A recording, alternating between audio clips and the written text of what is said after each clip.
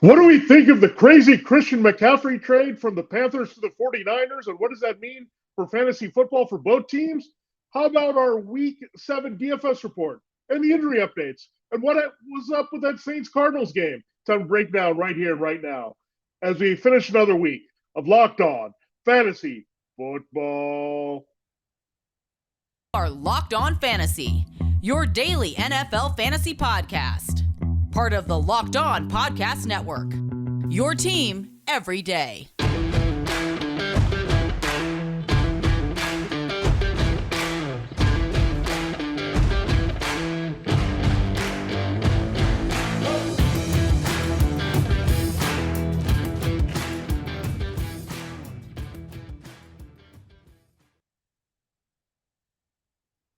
Greetings, everyone, and welcome to another edition of the Locked On Fantasy Football Podcast. As usual, I'm your host, Vinnie Iyer. When I'm not doing this, I'm writing about NFL and fantasy football for sportingnews.com.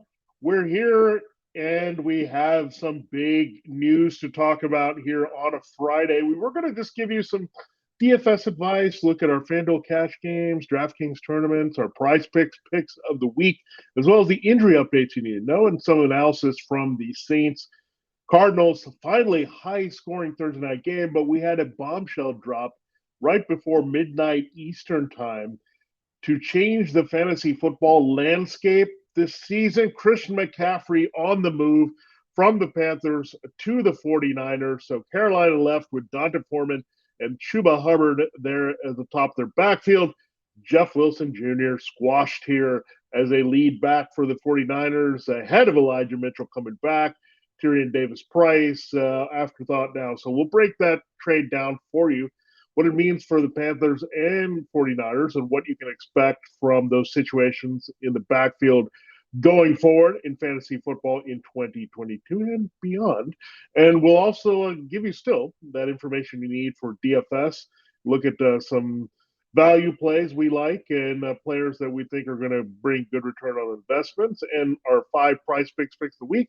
Plus injury updates, we still have a few, not as bad as previous weeks. With 4 teams on bye, we still have to navigate through that to know who's playing, who's in and out here, and we'll find out those designations later on Friday. So a lot to get to on the show. We'll dive right into it. Thanks for making Locked On Fantasy Football your first listen today. We're free and available to you on all platforms. Today's episode is brought to you by BetOnline. BetOnline, as you covered this season, more props, odds, and lines than ever before.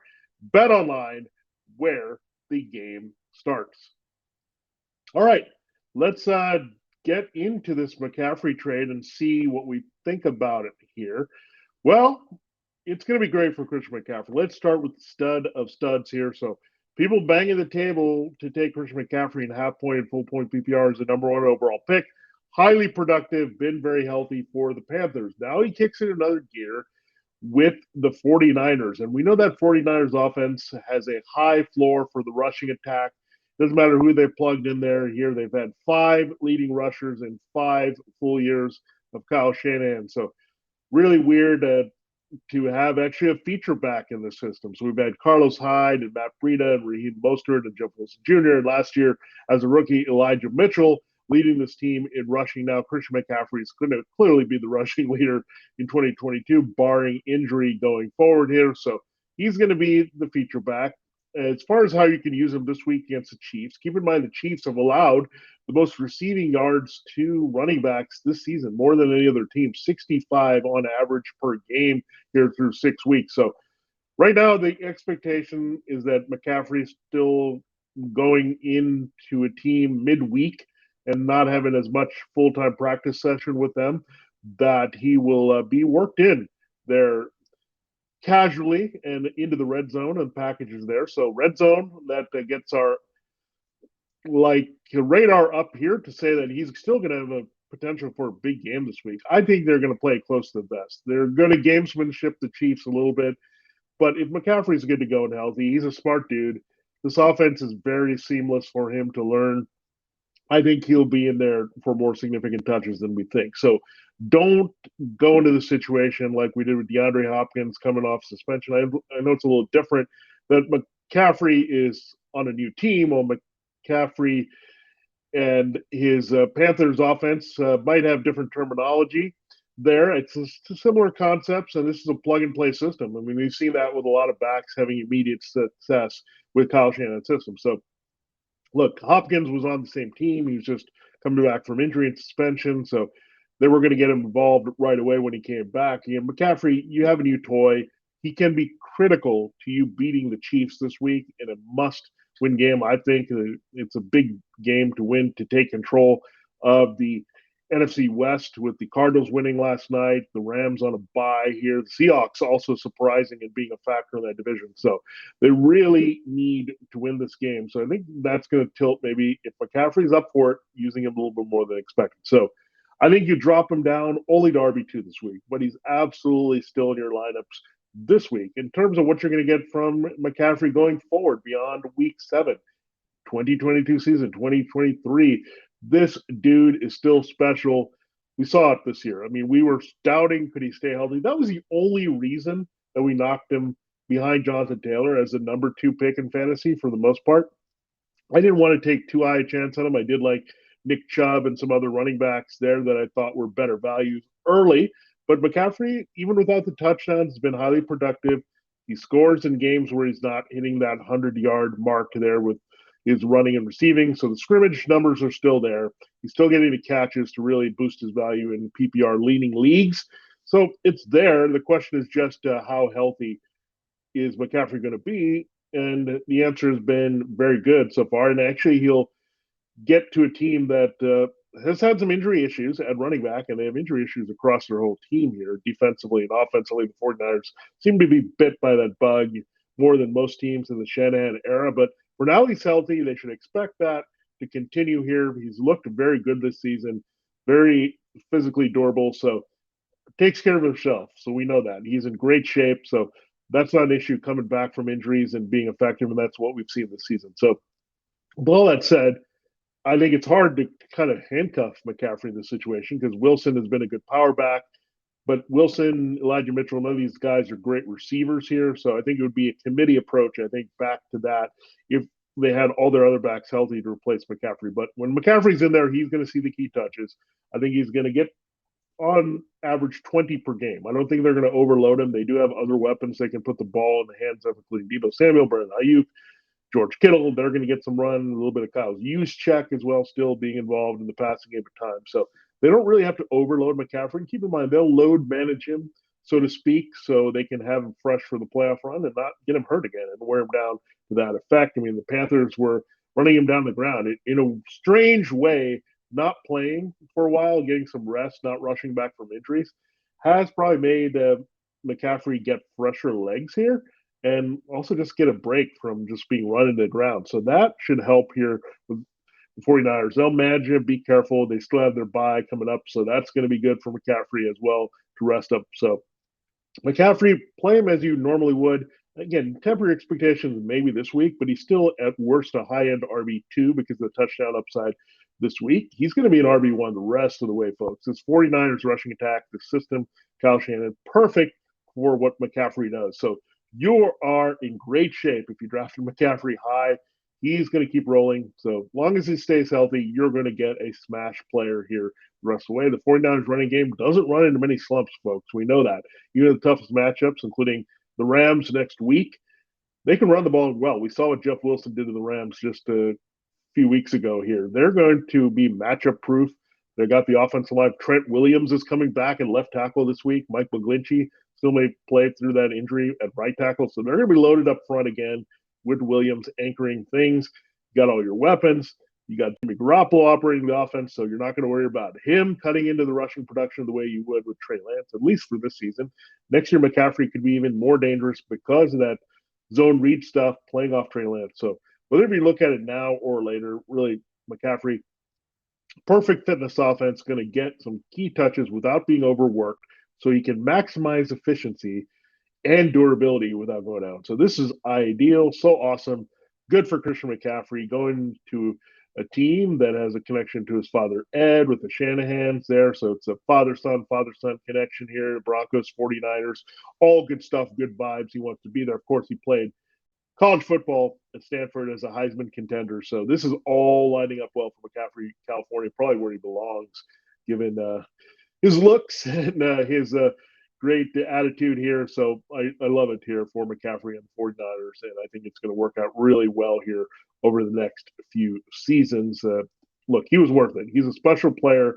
He gives you a boost in the running game and the receiving game. So the 49ers draft picks, they're going to make up some more. We know that. They're going to do what they can with what they have. Still have 5 draft picks next year. So fantasy football, McCaffrey, I think maybe loses a little bit on the reception end because the volume is not going to be as high. The target share may not be nearly as big. It's not going to be because the Panthers didn't have anyone else except for DJ Moore, but you're going to see an increase in that rushing production. High leverage touches are also going to be there. So more chances for big plays, to do more with less, and also get that scoring opportunity that he didn't get consistently in Carolina because they can move the ball at quarterback. Now you know the 49ers are going to move the ball. They're going to be in the red zone a lot. McCaffrey is going to take advantage of that. So what you give up there in catches, maybe hurting me a little bit in PPR, but he's going to make up for a touchdown. So in standard leagues, McCaffrey, I think, is even more dangerous right now because of that scoring ability. If you're not getting credit for McCaffrey's catches, he's a little bit different, right? But that's what your whole league is going through. Touchdowns, again, make up the difference. And I think the volume managed, and you're going to get better yards per touch overall. It's the nature of the 49ers offense. Now, we got to talk about the Panthers side of things. Yeah, we do. Gosh, this is hard. I would say Dante Foreman would be the lead back. That's what I'm hearing right now because, again, they went out and got him when they had Chuba Hubbard as the backup of McCaffrey. I think they noticed when Dante Foreman did really well filling in for Derrick Henry last year. Dontrell Hilliard also was pretty good there in Tennessee, but Dante Foreman was the standout kid there from Texas doing really good work while Henry was off the team here with the injury. So you look at it, he's a power runner. He's going to need some help with the passing game. I think Hubbard is the better receiver. The only concern is the Panthers' offense.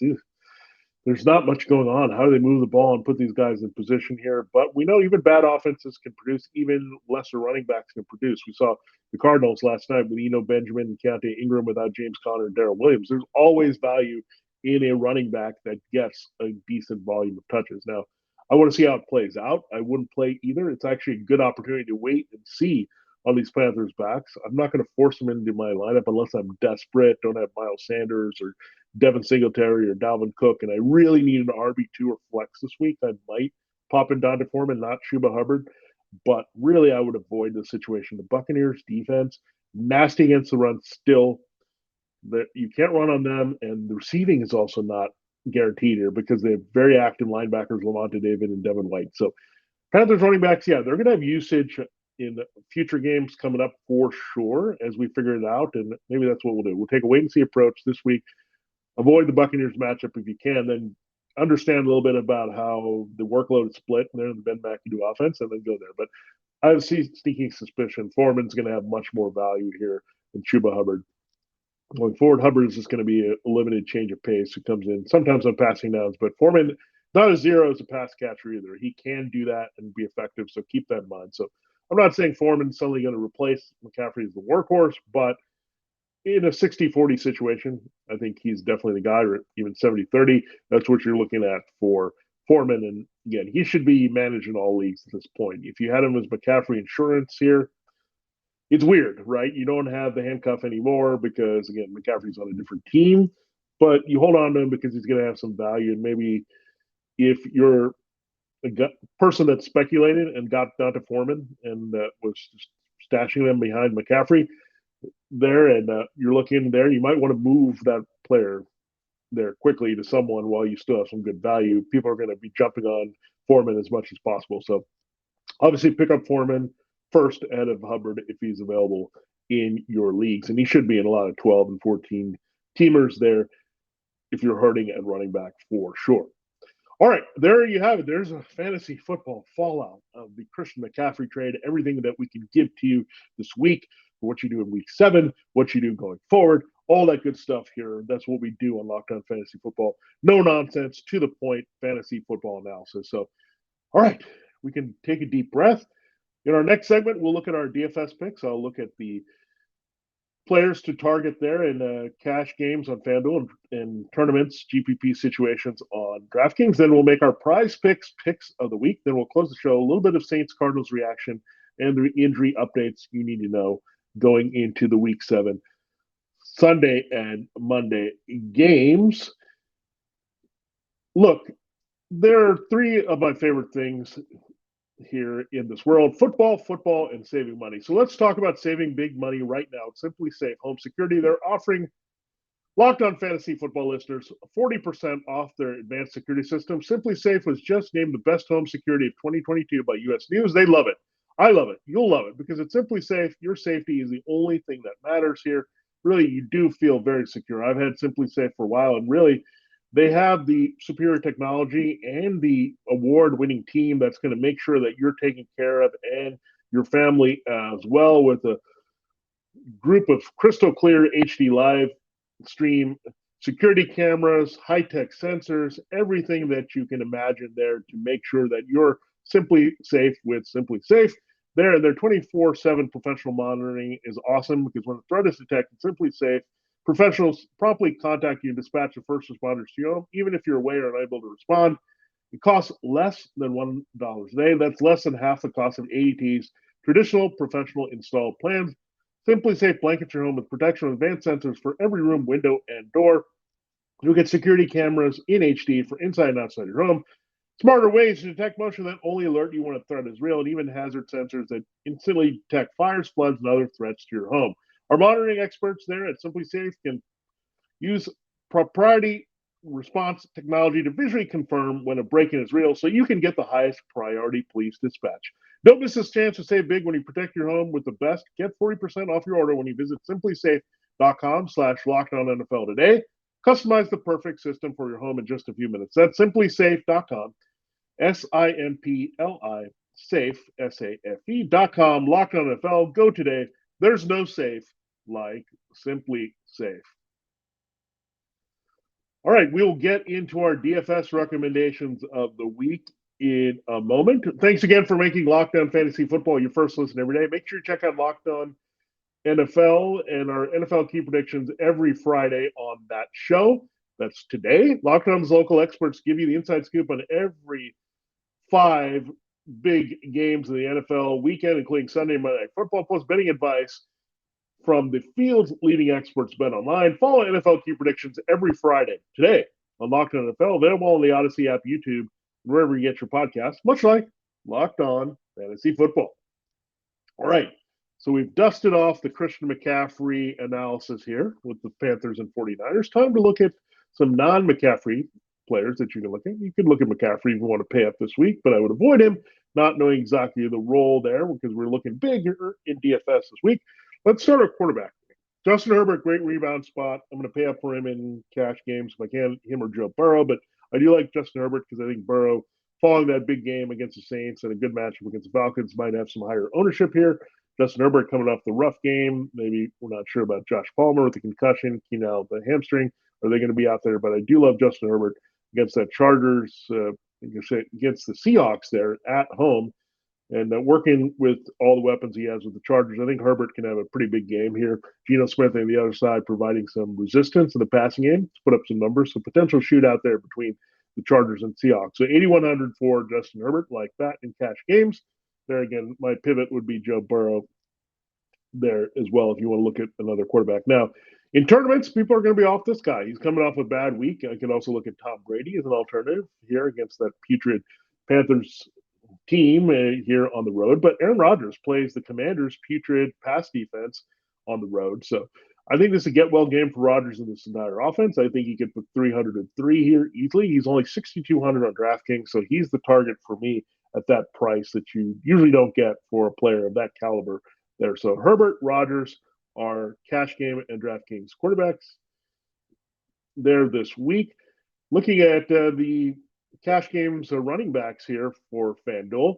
Josh Jacobs, he's going to have some high ownership, but he has the best matchup of the week on an offense that's going to give him the ball quite a bit and have good rushing success. So take the free space. You do have to pay up a little bit for him at 8,600, but Josh Jacobs should be in your cash game lineups there, someone you consider. I also like Aaron Jones. I think he's going to get some key touches here. I don't like him in tournaments because it can be limited with the high upside there, but I think he'll get touchdowns, get involved in the passing game as well. So really like Aaron Jones this week. So Jacobs and Jones there in cash games for FanDuel. In tournaments, Brees Hall, we know he's the big play runner. This Broncos run defense is a little bit more vulnerable than you think. He is the entire Jets offense. So for 7,600 there on DraftKings is a very good GPP type play because of that explosion.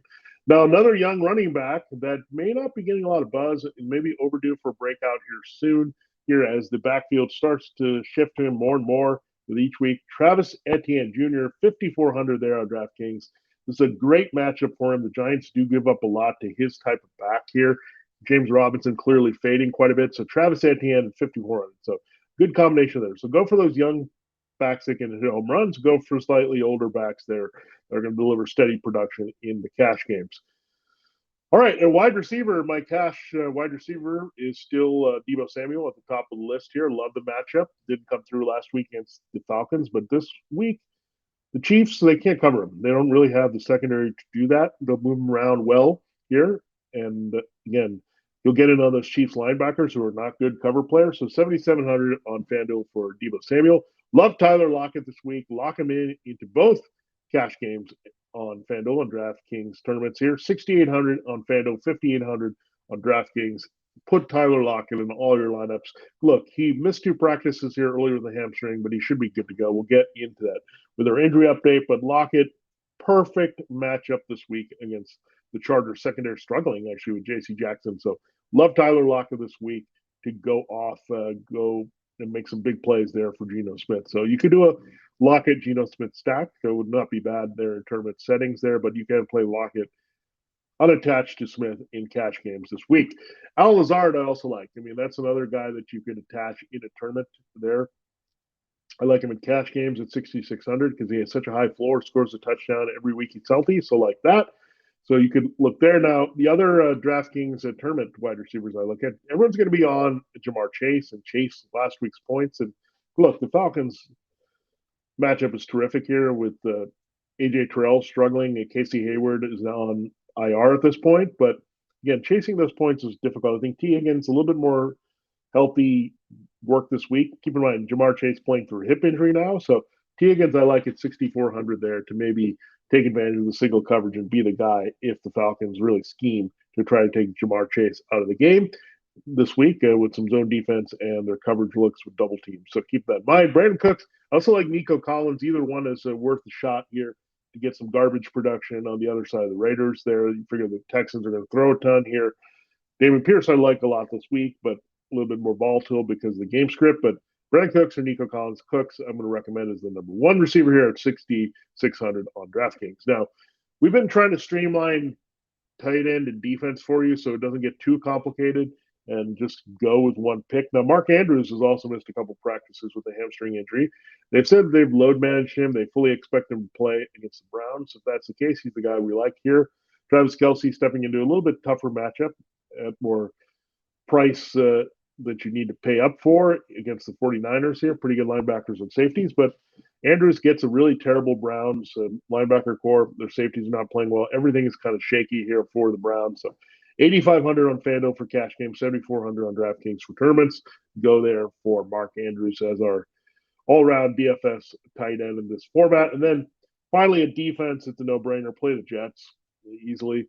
4,300 on FanDuel and 2,600 on DraftKings. We will see about Russell Wilson, his availability, having some limitations in practice this week. If it's Brett Rippon, fire up the Jets. Keep in mind, Brett Rippon has made one start. It was against the Jets. The Jets had some success in that game. So keep that in mind here with Robert Saleh and this defense really playing well with Sauce Gardner and other making plays. So easy plug and play with the Jets there on defense in week number 7 against the Russell Wilson struggling Broncos.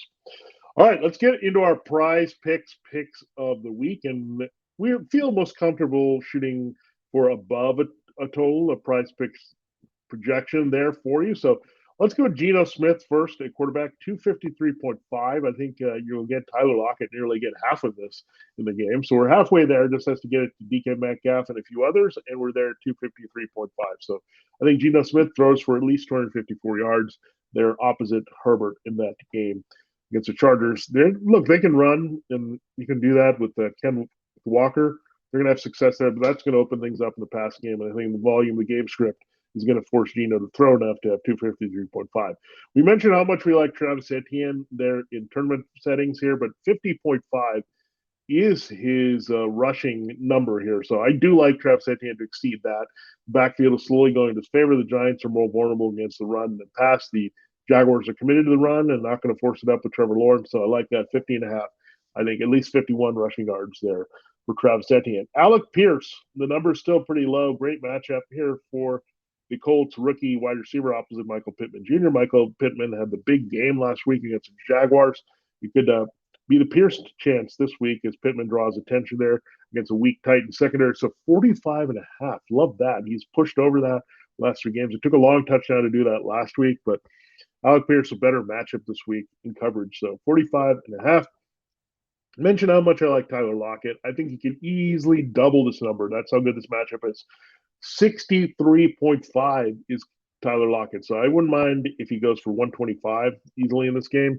Again, they can't cover him. He's just a unique special receiver, and he keeps getting it done in fantasy and reality here for the Seahawks. So I love that number to take advantage of. Another low number that you want to jump on as well this week, Terry McLaurin, 53.5 receiving yards. Now, the game script should call for a ton of Taylor Heinicke passes. We told you a lot that Taylor Heinicke early in the week likes to target Terry McLaurin. He doesn't have that chemistry with Curtis Samuel. He has never played with John Dotson. Samuel has only played it for a handful of snaps that were meaningful there for the Commanders while Heinicke was the starting quarterback. So the chemistry is not there with the other receivers. He knows Terry McLaurin well. McLaurin's numbers have been pretty good with him. So 53.5 again with the passing volume, and assuming Heinicke is going to push for 250 plus passing yards. You'd say, can we get about 20% of that to Terry McLaurin? I think you'll get that in the game. Given their tight end injuries, Logan Thomas and John Bates there, and again, the unfamiliarity with Samuel Dotson in relation to McLaurin for their new quarterback. All right, there you have it. So Geno Smith, 253.5, going above that. Passing yards, Travis Etienne, 50.5. Rushing yards above that. Alec Pierce, 45.5. Receiving yards above that. Tyler Lockett, 63.5. Receiving yards above that. And Terry McLaurin, 53.5. So all up here with our picks of the week.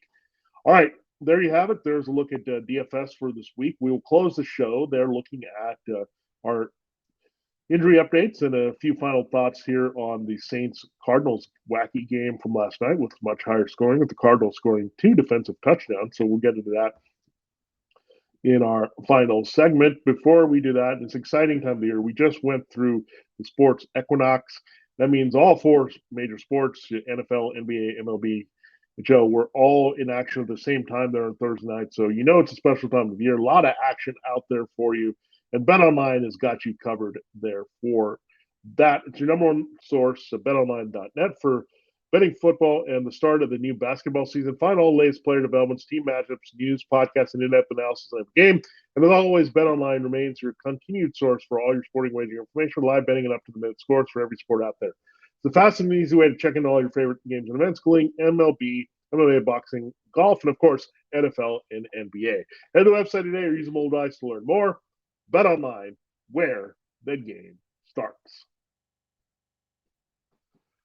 All right, it is time to close the show. Let's give you quickly our thoughts on the Saints-Cardinals game. Well, weird, fluky game. I mean, you had Andy Dalton go nuts with Juwan Johnson getting a couple scores there. You had an early touchdown bomb to Rashid Shaheed here. You had Taysom Hill also scoring a little short touchdown there. So it was frustrating if you had Alvin Kamara. Another 100-yard scrimmage game. He looked very impressive, looked good early in the game, looked good as long as he was in the game. He got the checkdowns. The game script doesn't matter. But, again, other people got the touchdowns. So Kamara is still looking for his touchdown for the 2022 season here. But Andy Dalton, he did throw 3 interceptions, including 1 in the red zone and 2 that were returned for touchdowns the other way. I don't know if he's going to remain the starter, the post mini bye here.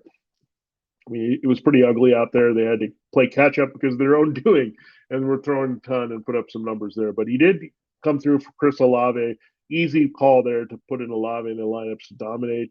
Andy Dalton threw to him a ton, so goes over 100 yards receiving. No touchdown there for Olave, but great night there for the Saints rookie, now number one receiver, clearly here with Michael Thomas and Jarvis Landry on the shelf. So good night there. Juwan Johnson, I'm not sure I would chase those points there. You could get Adam Troutman back here in week 8, random 2 touchdowns, much like we saw, I believe it was last season when the Saints played Jacksonville against the Packers, and Juwan Johnson had 2 touchdowns there. Not much to see after that for Juwan Johnson and his fantasy value here. So there's that. And the Cardinals side, DeAndre Hopkins, they didn't waste any time. They fed him. They had one play with Rondell Moore. They had one 2-point conversion with Zach Ertz, another decent catch there for 17 yards. But otherwise, I mean, it was all Kyler Murray. He only had eyes for DeAndre Hopkins. AJ Green didn't even play in the game.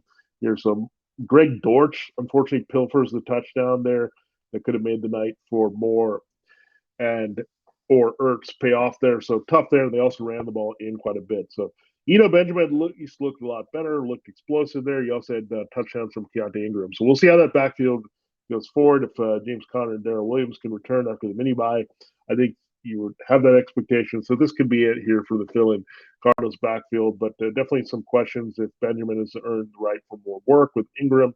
Do they really trust Darrell Williams, or is he expendable now? All those kind of things that they have to weigh here, especially with Jonathan Ward also hurt in the backfield. Now, again, Kyler Murray looked a little bit better. Hopkins definitely helps, but the numbers weren't there. Again, when you have those fluky defensive touchdowns, they're fluky. I mean, you get to turnovers, but to turn them into back-to-back touchdowns there right before half, it's going to really hurt the game script there where you're not going to throw as much. You're going to protect the lead. It's kind of what the Cardinals did, went in a shell that you saw those limited numbers otherwise that weren't involved with the backs and Hopkins. All right, there you have it. There's our brief look there at Thursday Night Football. That's all we could do with so much going on. We wanted to make sure we got the injury updates here for you there. So here's what we know so far, and the designations will come out later on Friday. Lamar Jackson is good to go with a hip injury there against the Browns. He's got his full practice in. Baker Mayfield doing some work. He's probably not that thrilled, but he's going to be doing work without Christian McCaffrey now. But P.J. Walker in line to start against the Buccaneers. Not starting in their lineup. Dak Prescott finally coming back to light up the Lions this week with his right thumb injury. Russell Wilson, we're going to pay attention to that. The hamstring worries me. The shoulder worries me. There's a lot of things that worry about Russell Wilson. But banged up Russell Wilson against the Jets defense, no way. But Brett Rippon could be starting here if Wilson has any setback here in the next 2 days. Here, it's notable that Rippon had to go through the walkthrough portion just a couple of days ago. Aaron Rodgers going to play through that right thumb injury. Totally great matchup against the Commanders this week. Mac Jones, we'll see about that. You're not going to play Mac Jones or Bailey Zappi. Tough matchup against the Bears this week. It's a more run-heavy, run defense-oriented play there. But Mac Jones leaning towards starting here. We'll see what Bill Belichick finally decides between him and rookie Bailey Zappi. Speaking of rookies, the rookie Kenny Pickett, 2 full practices with a concussion. He's cleared the protocol. He should be good to go here and start. And again, a little deep sleeper there for you against the Dolphins on Sunday night. Commanders are going to be without Carson Wentz. We told you that Heineke is going to start, bumps up the value of Terry McLaurin. Let's go to running back. J.K. Dobbins not going to play with the knee injury here. 2 minutes practices. Justice Hill should return to make that backfield cloudy. You also have Gus Edwards ready to return from his knee injury. So between Kenny Drake, Justice Hill, and Gus Edwards, I think Drake would still be the person here. Edwards is just returning, and so is Hill this week against the Browns. So maybe potential matchup for Kenny and Drake to exploit this week. Melvin Gordon going to play. We don't know how much, of course. They say he's a starter again. Neck and ribs injury, so they could be managing him there, but he didn't think that was the reason he sat out. So I don't know. I'm going to avoid the whole Broncos backfield against the Jets this week. DeAndre Swift, we'll watch him if he can get a full practice in. He's been limited for 2 days. I think he'll play against the Cowboys, but they could manage him again here with Jamal Williams in a tough matchup. In week 7, Jonathan Taylor getting full practices in. Finally, he should be good to go here. Notable that Deion Jackson has a quad injury, Nyheim Hines coming back from a concussion. So we'll see if the touches get distributed a little bit more after Jackson had a big game exploding, but they weren't throwing to Hines much and using other backs. So I think they'll go back to treating Jonathan Taylor as the Jackson-like bell cow from last week. Joshua Kelly likely to miss the Seahawks game. here with a knee injury, so probably more of Sonny Michel behind Austin Eckler. Raheem Mostert, knee injury, but good matchup against the Steelers. Good play this week as an RB2 with some upside. Interesting that Damian Harris already back from the hamstring injury, practicing in full here early in the week. Well, they've only had one because they play on Monday night, but still, Ramondre Stevens' smash spot. If you need Damian Harris, he might be available for you there against Chicago as well this week. So Saquon Barkley, shoulder injury, he's going to keep playing that through that good matchup against the Jaguars this week. Let's turn to wide receiver, and the big concern is involving a Raven, Rashad Bateman. Should return here. Foot injury is missed 2 practices. I think he'll be motivated by Deshaun Jackson there, or missed 2 games, I should say. He'll be motivated by the team signing Deshaun Jackson. He was not very happy about the move. They need him. Bateman should be back this week against the Browns. Laviska Shenault could see a bigger role with a hamstring injury behind Shai Smith and Terrence Marshall with no Robbie Anderson. Behind DJ Moore, but again, we'll see if he can go this week. Jamar Chase, as we mentioned, going through a hip injury, but he's going to play against the Falcons. T. Higgins going full here with the ankle injury. He's good to go. CeeDee Lamb, no issues with the hip. He's going to play against the Lions. Amon-Ra St. Brown will be fine off the bye with his ankle injury and play against the Cowboys, but not looking good for DJ Chark. 2 missed practices with an ankle injury. And Josh Reynolds also missing practice. So Amon-Ra could see a dominant amount of targets here without Chark and Reynolds in the mix here for the Lions. Christian Watson, another missed practice with a hamstring injury. Randall Cobb with the ankle injury. Both of them are going to miss the game against the Commanders here for the Packers.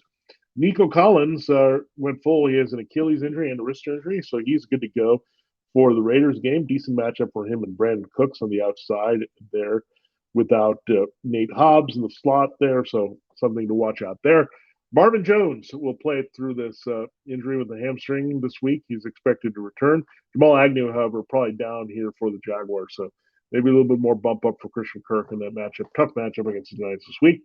Mecole Hardman, not that you trust him too much in fantasy, but heel injury, good to go here. No other Chiefs. So wide receiver has a concern there. Hunter Renfrow is definitely a concern. Popped up never good on the Thursday injury report with the no practice with the hip, so he could miss the game. So you could see a lot of Matt Collins maybe eventually. He was battling through a heel injury. He'll go.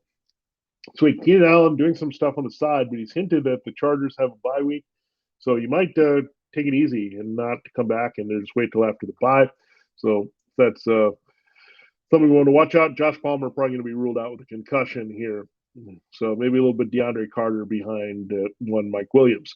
Jalen Waddle, shoulder, a little bit banged up, but he'll play that Steelers matchup. Nelson Aguilar in the doghouse has an hamstring injury. He's not going to go. Kenny Galladay and Kadarius Toney Wells' new knee injury, hamstring. They're going to miss another game against the Jaguars. Elijah Moore, this was a thing that blew up there late Thursday afternoon, asked for a trade, wasn't being used very well, so was excused out of practice here. I don't know if he'll get the trade. I doubt it. But it looks like they actually might bench him this week. You've been benching him in fantasy anyway, so you might see Denzel Mims working there against the Broncos with Corey Davis and Garrett Wilson there in that matchup. Steven Sims, he was a return guy that made a big play last week for the Steelers. He's probably going to miss the game with a hamstring injury. Tyler Lockett, again, battling through the hamstring. We'll just make sure that he's playing, but they managed him last week. He played through the injury, so great matchup for Lockett to exploit this week. Marquise Goodwin, good to go there if you need him this week. Probably not. Julio Jones with the knee injury is fine here, and I think there's a chance he returns. They could also make him just a healthy scratch here, or not fully healthy scratch there for the Panthers game. Jahan Dotson, hamstring injury, 2 limited practices, a chance to return again. We don't like the chemistry here with Taylor Heineke. Diami Brown probably going to miss the game with a growing injury. Tight end, Mark Andrews. John Harbaugh hasn't expressed concern of this, but 2 days of rest for Mark Andrews in the knee injury, so should be good to go for the Browns. Hayden Hurst playing through growing injury. He's done that. He's going to be fine for another revenge game against the Falcons. Dalton Schultz practicing in full with a knee injury. So if you need Dalton Schultz with Dak Prescott returning, great matchup against the Lions this week. Eric Saubert has been faded behind Greg Dulcich there, but he'll be available with thigh injury for the Broncos. Brevin Jordan could be a sleeper here in the second half at tight end. Went full, going to play against the Raiders with an ankle injury. Colin Granson, neck injury, is going to play for the Colts. Not that you trust him there. Darren Waller, that's a big one, hamstring. Chance he misses this week yet again. This has been this disaster. He's older. This could be it for Darren Waller in his fantasy football value. Gerald Everett should play through his illness for the Chargers. Notable that Donald Parham Jr. probably not going to play with a concussion. So revenge game for him against the Seahawks. So Gerald Everett, good matchup. Seahawks give up a lot to the tight end in fantasy. So Gerald Everett, great position to succeed this week. You have Jonas Smith, an ankle injury. He should play through that with 2 limited practices. Be out there against the Bears. Wouldn't recommend a play. Pat Freiermuth, concussion. He'll return, but I don't like it if it's Kenny Pickett out there. Doesn't throw as much to the tight end. Here, Noah Fant will go and play against the Chargers, getting a little bit more run, so somebody can consider. Cameron Braden's going to be out of lineup against the Panthers, so more of Cade Otton showcase there for you in Carolina. Logan Thomas and John Bates, as we mentioned, calf and hamstring respectively, the 2 Commanders tight ends headed to be out this week. At kicker, Harrison Butker is fine here for the 49ers. Dustin Hopkins had a big night against the Broncos on Monday night, failing that right hamstring injury. They might need to find a replacement this week. 2 missed practices there ahead of the Seahawks there. So there you have it. Any notable defensive injuries? I'd note we're watching the Browns front here for sure with their guys, Jimmy Van Clowney and Myles Garrett, if they're going to be in there this week. Trent Williams, the big upgrade we just mentioned there for that 49ers offensive line on the return. So that's where we'll look up front here. We'll see the Jaguars get fully Fadikasi back to help them stop the run. That would change the matchup a little bit against Saquon Barkley this week and make it a little bit tougher. And those are really the notable ones up front. We look at in the offensive and the defensive lines here that we want to track and could have some effect. The 49ers overall looking a little bit healthy, but still going to play all my principal Chiefs this week while avoiding the fringe wide receivers and all the running backs in that matchup here. So Shaquille Leonard also returned. He can help against Derrick Henry in the running game, so something that's important there for the Colts this week. Again, AJ Terrell is going to play through his thigh injury. He could get roasted by Jamar Chase this week. Panthers have a lot of secondary injuries as well. That's going to help Mike Evans and Chris Godwin that matchup. The Denzel Ward, 2 missed practices with concussion, so Rashad Bateman could step into a really good matchup this week. Filling in Rashad Fenton having a hamstring injury for the Chiefs, probably going to miss another game. That's good news for Deebo Samuel and Brian Ayuk. In this, the Steelers are much healthier at corner, but still a very good matchup for Tyreek Hill and Jalen Waddle this week. Jonathan Jones probably going to play here. The Patriots' tough matchup for Darnell Mooney in that passing game. Carlton Davis missed practice there for the Bucs, so that might open things up for DJ Moore a little bit with the change of scene. DJ Moore should see a bump up in targets here. No Christian McCaffrey. And again, we'll watch the 49ers secondary if they can get a little healthier, but that's something that the Chiefs certainly can exploit with Mahomes. All right, there you have it. A little bit longer than expected edition here of Locked On Fantasy Football to close the week on a Friday, but we had to give you the Christian McCaffrey analysis. We had to. That's what we do. We're on top of things here for you on Locked On Fantasy Football there. So thanks again for making Locked On Fantasy Football your first listen every day. Now, our next episode, we'll react to all the action from Week 7 Sunday games there. We'll play Are You For Real? We'll look at the surprise performances. We'll play Panic or Patience with the disappointments there, and look at the injury updates you need to know as well early in the week. Now, make your second listen to Peacock and Williamson NFL show. Brian Peacock, former NFL scout, Matt Williamson, give you the expert NFL analysis you need in less than 30 minutes. It's free and available wherever you get your podcasts. For Locked On Fantasy Football, this has been Vinnie Iyer. Have a great Friday. Good luck in all your fantasy football matchups, whether it be seasonal or DFS this weekend. We'll catch you on the flip here on Monday.